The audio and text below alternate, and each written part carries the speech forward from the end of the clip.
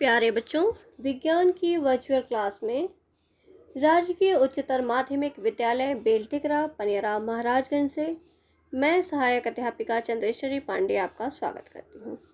बच्चों, आज हम पाठ 1 रासायनिक अभिक्रियाएं एवं समीकरण के पाठगत प्रश्नों पर चर्चा करेंगे। तो आइए शुरुआत करते हैं। पृष्ठ संख्या 6 पर पहला प्रश्न है, वायु में जलाने से पहले मैग्नीशियम रिबन को साफ क्यों किया जाता है? बच्चों, हमने क्रियाकलाप में देखा था कि हमने मैग्नीशियम रिबन को जलाया, उसके पहले उसे रेगमाल से रगड़ के अच्छे से साफ कर लेते हैं, जिससे वायु में जलाने से पहले मैग्नीशियम रिबन को साफ किया जाता है, जिससे वह जलते समय पूरी तरह से वायु के संपर्क में रहे और अभिक्रिया अच्छे से हो सके। आइए आगे चलते हैं। प्रश्न 2 है, निम्नलिखित रासायनिक अभिक्रियाओं के लिए संतुलित समीकरण लिखिए। हाइड्रोजन और क्लोरीन आपस में क्रिया करके बनाते हैं हाइड्रोजन क्लोराइड। तो यहाँ पर देखिए H2 और Cl2 ये मिलकर बनाते हैं HCl यानी हाइड्रोजन क्लोराइड। तो यहाँ पर देखिए दो परमाणु हैं हाइड्रोजन और क्लोरीन के, क्योंकि हम HCl में परिवर्तन नहीं कर सकते तो यहाँ पर हम 2 लगा देते हैं और ये इक्वेशन या समीकरण बैलेंस हो जाता है।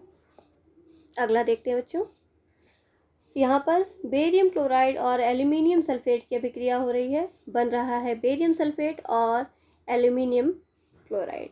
ये एक द्विविस्थापन का उदाहरण है बच्चों। यहाँ पर देखिए बेरियम क्लोराइड और एल्यूमिनियम सल्फेट बनता है बेरियम सल्फेट और एल्यूमिनियम क्लोराइड। यहाँ पर बेरियम क्लोराइड था और यहाँ बेरियम सल्फेट, तो यहाँ पे हम 3 लगाते हैं। एल्यूमिनियम सल्फेट में हम 1 भी नहीं लगाते, 1 ही रहेगा, 1 अणु इसका। बेरियम सल्फेट में यहाँ पर आप देखिए 2 एल्यूमिनियम है, तो यहाँ हमने 2 Al लगा दिया। 2 Al के लिए 6 क्लोरीन चाहिए, उस 6 क्लोरीन के लिए हमने 3 बेरियम क्लोराइड कर दिया। अब इस 3 बेरियम को बैलेंस करने के लिए हमने 3 बेरियम सल्फेट कर दिया। यहाँ पर यह ध्यान देने योग्य बात है, ये जो बेरियम सल्फेट है ये अघुलनशील है और ये अवक्षेपित हो जाता है, तो ये अवक्षेपण अभिक्रिया का भी उदाहरण है। अगला देखते हैं बच्चों, सोडियम जल से अभिक्रिया करके बनाता है सोडियम हाइड्रोक्साइड और हाइड्रोजन। यहाँ पर देखिए सोडियम प्लस जल देता है सोडियम हाइड्रोक्साइड और हाइड्रोजन। यहाँ पर देखिए हाइड्रोजन 2 है और यहाँ 1 है, हम 3 को बैलेंस नहीं कर सकते, इसलिए हम पहले यहाँ 2 सोडियम हाइड्रोक्साइड लगा देंगे। 2 सोडियम को बैलेंस करने के लिए 2 हमने यहाँ लगा दिया। अब हाइड्रोजन कितने हो गए? 2 यहाँ पर हो गए और 2 यहाँ पर।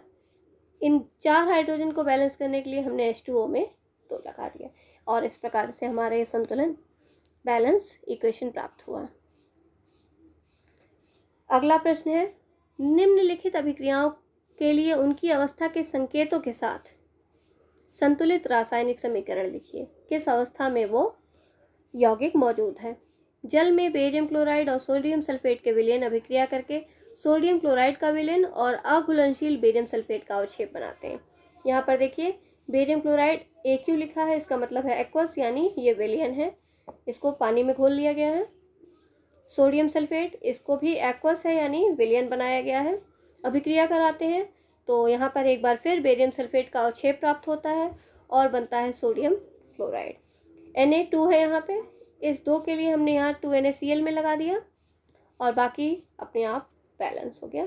तो ये इस प्रकार से हमें संतुलित समीकरण प्राप्त हो गया। अगला देखिए, सोडियम हाइड्रोक्साइड का विलयन जिसको जल में घोला गया है, हाइड्रोक्लोरिक अम्ल के विलयन, इसे भी जल में ही घोला गया है, से अभिक्रिया करके सोडियम क्लोराइड का विलयन और जल बनाते हैं। यहाँ NaOH एक्वस यानी विलयन, HCl एक्वस यानी विलयन, इनको मिलाने पर बनता है NaCl और जल। ये पहले से ही संतुलित है। आगे चलते हैं। पृष्ठ संख्या 11 पर उपस्थित पाठकृत प्रश्न, किसी पदार्थ X के विलयन का उपयोग सफेदी करने के लिए होता है। हमने बताया था बच्चों कि बिना बुझा चूना को जल में घोलते हैं, ये अत्यंत ऊष्माक्षेपी अभिक्रिया है और जो विलयन बनता है, क्योंकि कैल्शियम हाइड्रोक्साइड जल में कम मात्रा में घुलनशील है। इसके विलयन का उपयोग सफ़ेदी करने के लिए किया जाता है।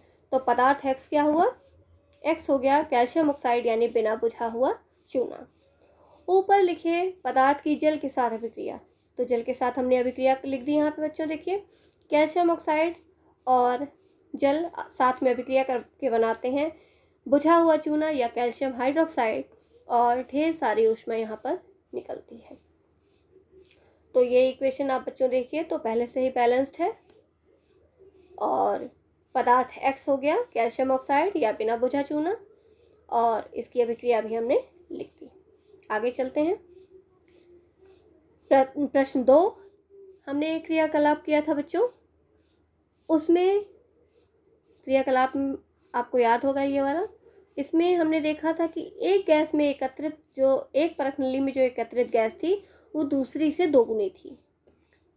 तो यहाँ पर प्रश्न है कि परख नली में एकत्रित गैस की मात्रा दूसरी से दोगुनी क्यों है, और उस गैस का नाम बताइए।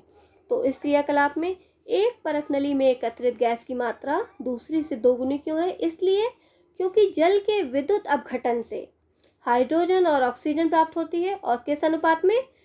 2:1 अनुपात में, यानी 2 हाइड्रोजन मिलेगी तो 1 ऑक्सीजन, और इसलिए एक परख नली में जो एकत्रित गैस है उसकी मात्रा दूसरी से दोगुनी है, और दोगुनी मात्रा में एकत्रित गैस कौन सी है? हाइड्रोजन। आगे बढ़ते हैं। पृष्ठ संख्या 15 पर उपस्थित पाठगत प्रश्न। यहाँ पर ये प्रश्न बोर्ड की परीक्षा में अक्सर ही पूछा जाता है बच्चों।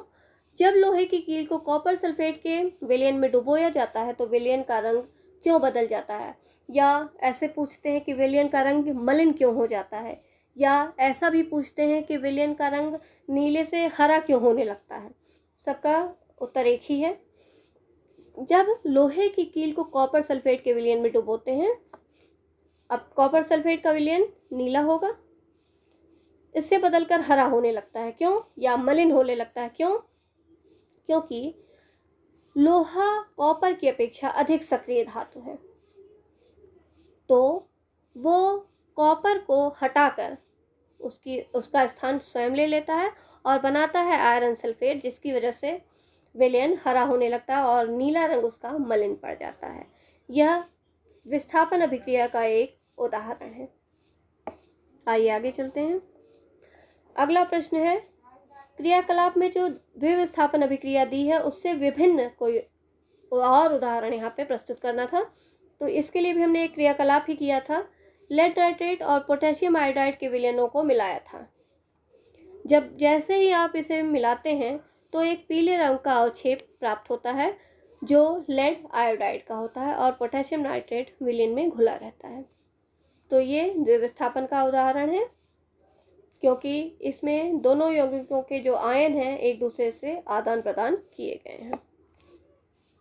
अगला प्रश्न है, निम्न अभिक्रियाओं में उपचयित एवं अपचयित पदार्थों की पहचान कीजिए।